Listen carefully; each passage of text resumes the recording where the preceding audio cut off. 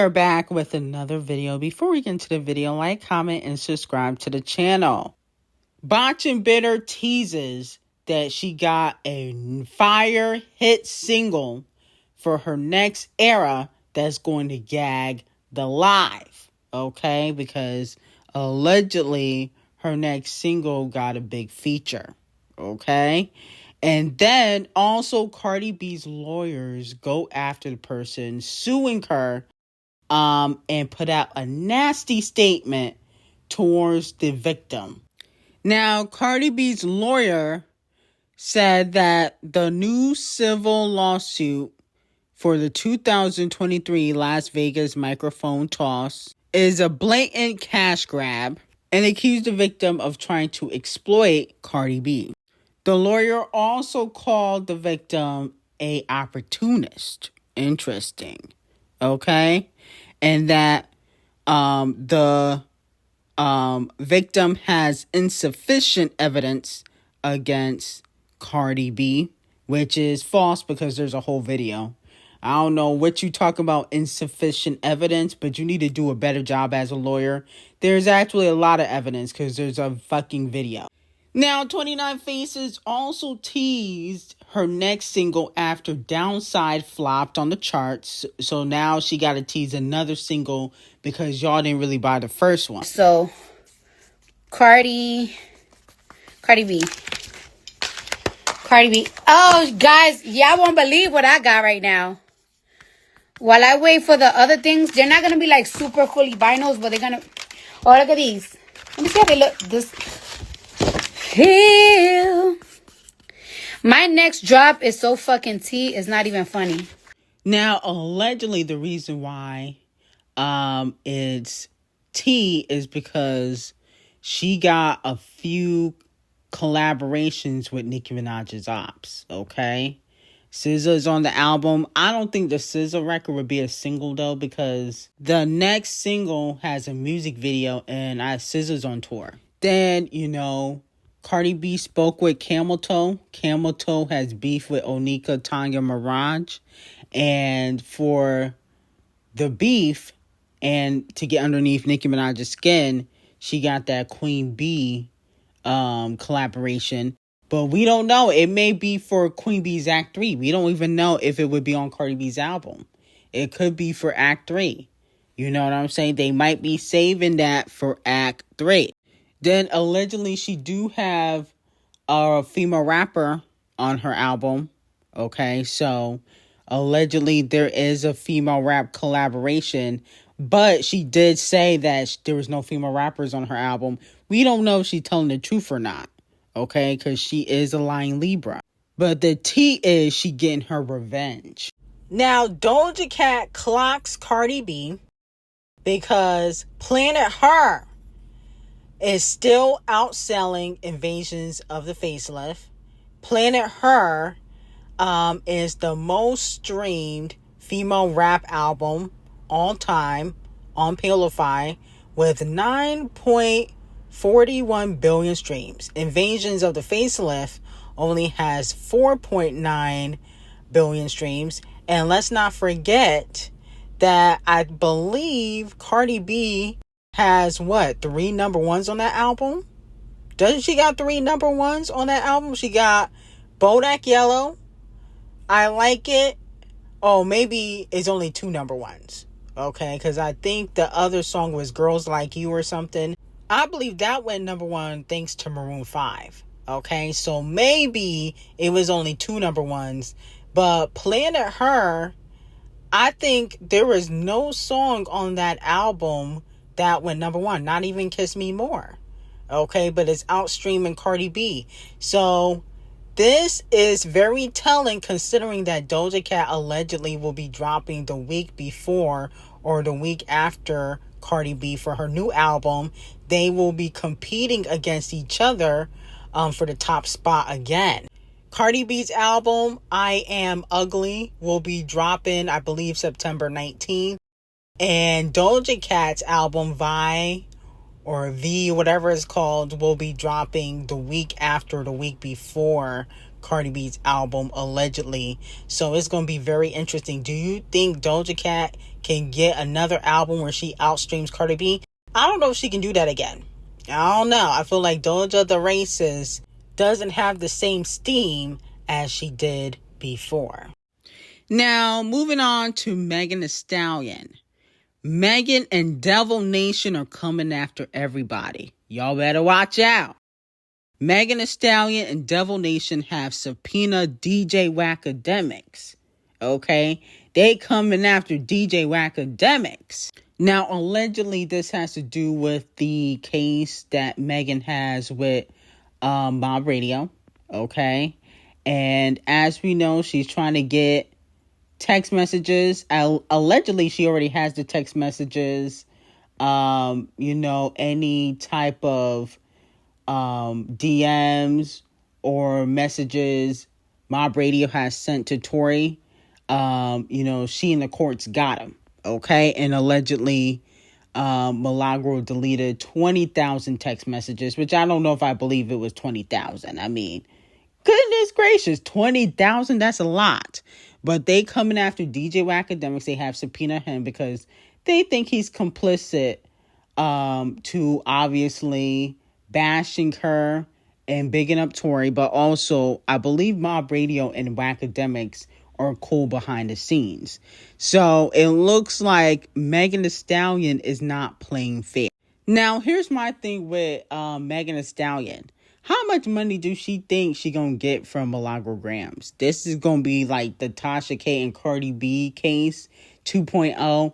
Even if Megan Thee Stallion wins, I don't think she gonna get what she thinks she gonna get. You definitely ain't getting millions.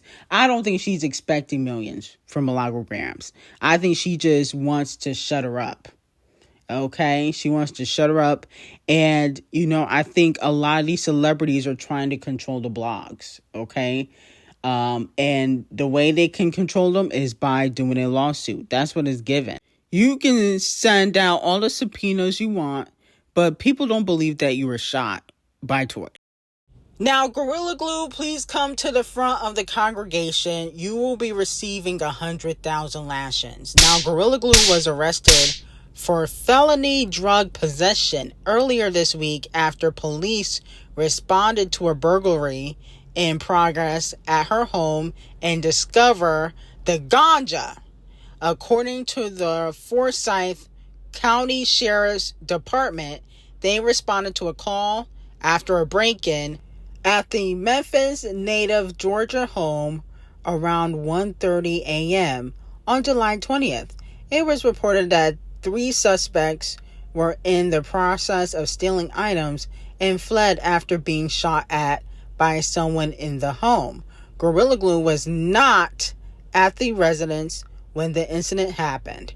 During the police investigation, a significant amount of the ganja was discovered in plain view inside the master bedroom closet. Gorilla Glue was charged with felony possession of the ganja and possession of a Schedule I controlled substance. She voluntarily turned herself in to the county jail on July 22nd.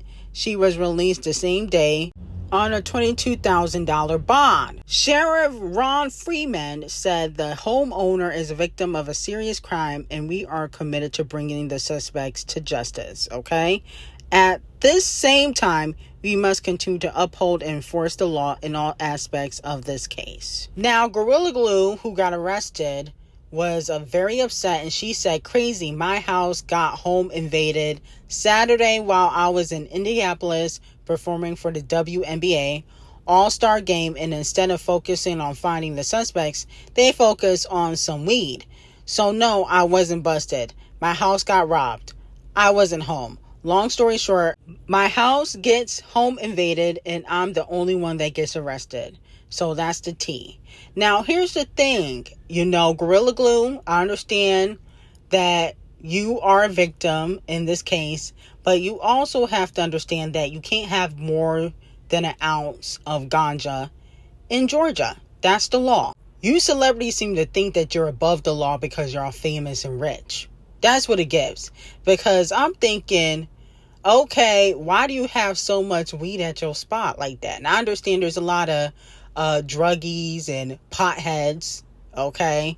But to be quite honest, I feel like if I was a celebrity, I'm not having nothing, okay? Nothing that the cops could come in and see or try to get, because they be giving out RICO charges like it's nothing.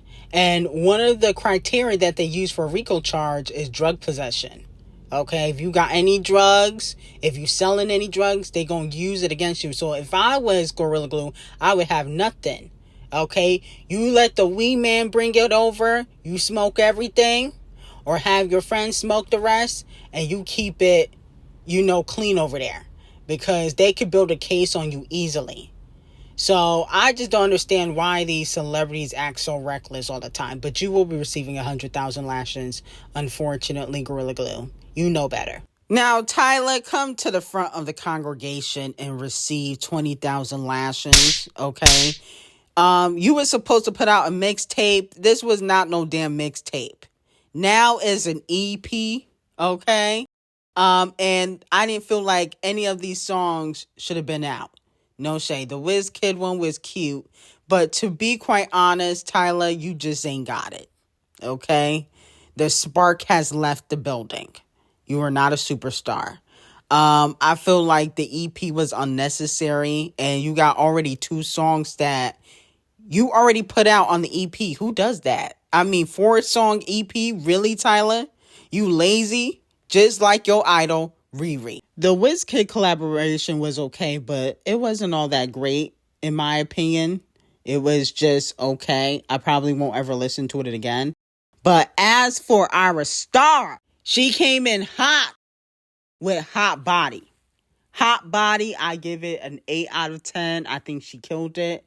Way better than Tyla's terrible EP. No shade. I'm not comparing. I'm just giving an opinion on 2 different projects, okay, at the same time. And with that being said, Ayärr star had a better drop, in my opinion. Tyla, you dropped the ball, okay? But I'm not shocked. It feels like you kind of fell off. I've been saying that. Some of the fans are delusional to think that Tyla hasn't fell off.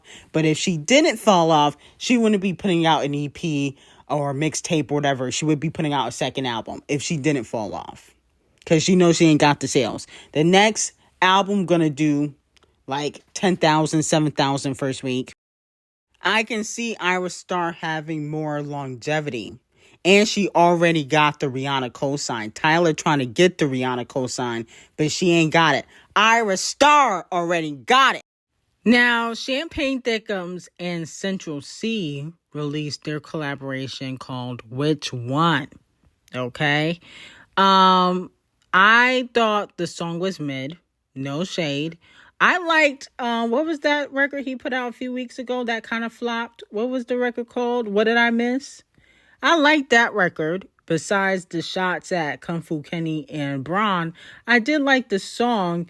It felt like something was missing, but I do like that song. But I feel like that song was better than this. I don't like Central Cee music. I don't like London rap. I think London rap is trash. No shade. And so that's why it was mid to me. I feel like I get it. Champagne Thickums, he likes to embody other people's cultures, and he likes to embrace, the Jamaican culture, the UK culture. But I just feel like UK rap is trash. I did not like it at all. Okay, so I would give it like a 3 out of 10. No shade. But what a lot of fans had noticed is that in his live stream, he had Pinocchio in the music video or in the live stream, and he was running from Pinocchio. A lot of people believe that Pinocchio is supposed to be Kung Fu Kenny, okay? Which I don't understand how a lion Scorpio. See, this is my issue with a lot of different Scorpios, okay? Him and SZA are very delusional. They lie all the time, but have the audacity to call somebody a liar. Okay, didn't you say that Kung Fu Kenny's child wasn't his?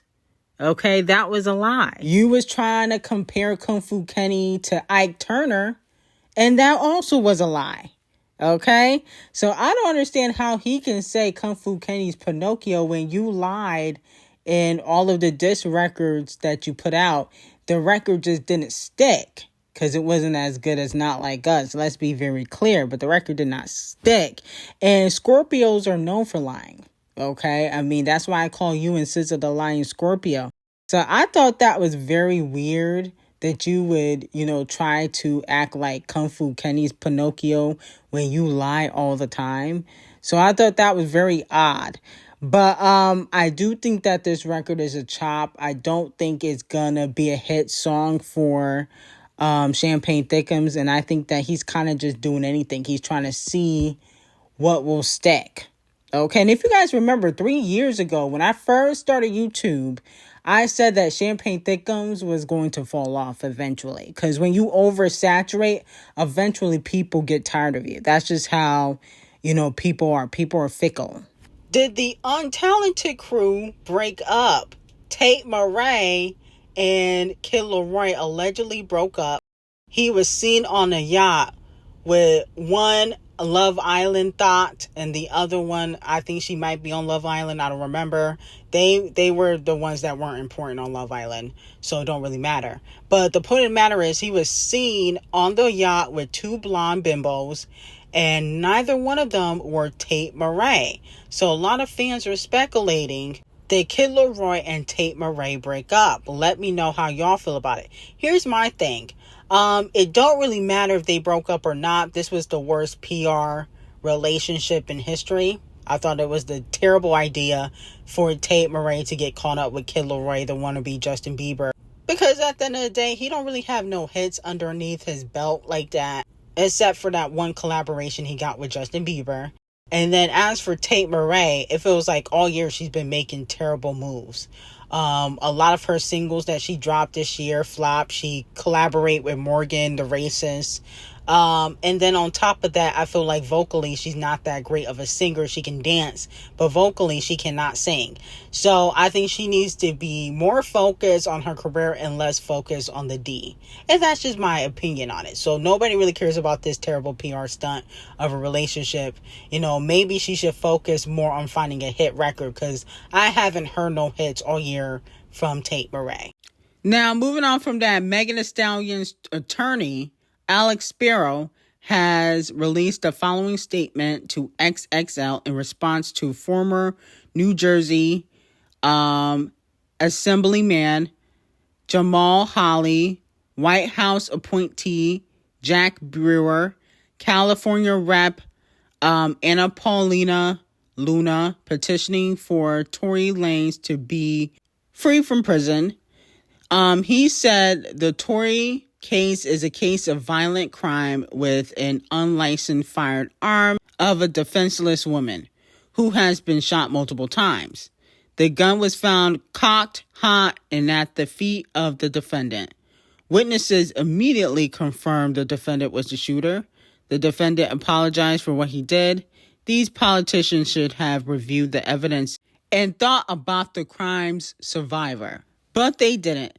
They decided it was more important to chase attention for themselves, okay? Now, here's the thing. Now, all these people advocating, all these politicians advocating, if he's not out by the end of the year, y'all getting 20,000 lashes. I'm serious. Because I'm tired of hearing about Tory and all this buffoonery if he's not really getting out. Because it's like y'all trying to profit or, I guess, use the black culture for clout. Having these people, the politicians, they're white, okay, trying to profit off the black culture. And to be quite honest, I really don't think any of them have the pull or power to get Tory out. I think some of these people are clout chasing. I think some of them are. So if he's not out by the end of the motherfucking year, because y'all been talking about how he getting out all year, y'all getting some lashes, okay? I'm tired of the clout chasing. I do believe that, because I don't think half of them have the pull to get him out, okay? Now, the governor does, but they're not the governor. But anyway, I got some very hot tea, okay, on the truth about Malcolm Jamal Warner's death. And also, we talking about what's going on with Camel Face and his son. Really behind the scenes on Patreon. Link will be in the description. Have a great day.